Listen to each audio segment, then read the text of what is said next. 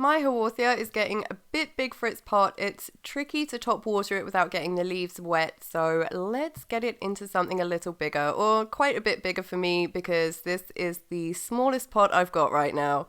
If you've got something that's about an inch bigger than the pot it's already in, that's going to work better. About a week to a few days before I repot my succulents, I give them a really good water so that they're nice and hydrated. But don't water it right before you repot it, or the roots will just be too full of water and they'll be much easier to damage. Okay, let's do it. Give the pot a little squeeze to coax the plant out and check out those lovely roots. This could have done with a bigger pot a fair bit sooner. The roots have hit the bottom and started to stake all the way round, but it's not too bad. It's got quite chunky roots, so it's not going to be too difficult to untangle them.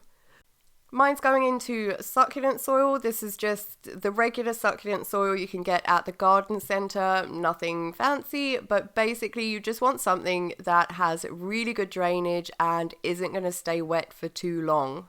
So this has got like perlite and things like that in it. Chuck some of that in the new pot. And now for the tricky bit, untangling those roots without damaging them too much. If we leave them how they are, they're just going to keep growing around in a circle and eventually they'll choke the plant.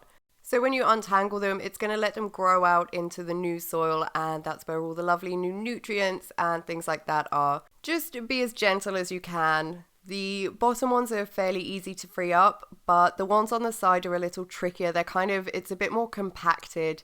So I try and brush the soil off around the edges. If you just pull on the roots, you could end up breaking them off because there's lots of little roots that are coming off of this bigger root. So those might snap if you just yank them.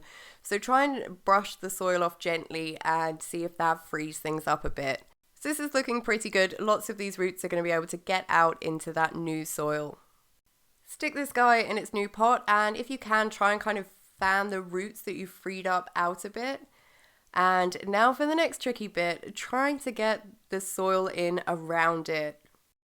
So to start out, I kind of lean the plant to one side and fill in that gap, and then lean it to the other side and fill in that gap and pat it down.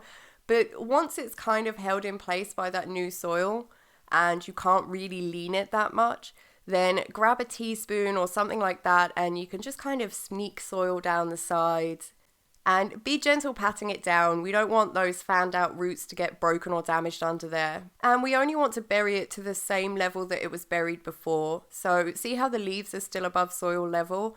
If you bury them too much, then the constant contact with the soil could end up causing them to rot. So I try and plant mine so that the leaves don't kind of dip down into the soil too much, but sometimes you will get the odd leaf that just wants to be sitting on the soil. So don't worry too much if you have any of that going on, but just don't bury the leaves completely or they'll start to rot. If you've managed to get soil all over the place like me, then grab a soft brush and just brush it all off.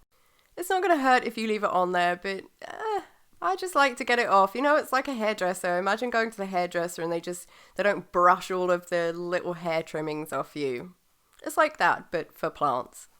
So I don't water my succulents when I repot them. I give them a few days to a week to recover. If there's any damaged roots in there and you water it now, then they could start to rot or just get infected or, be unhappy and murder your plant. So giving them a few days to a week, it's just going to let any damage heal up before you start giving it water. And here it is. This is loads better. It's going to be much easier to top water in this pot. Those roots have got space to grow out into. And yeah, it's all ready for some springtime growing.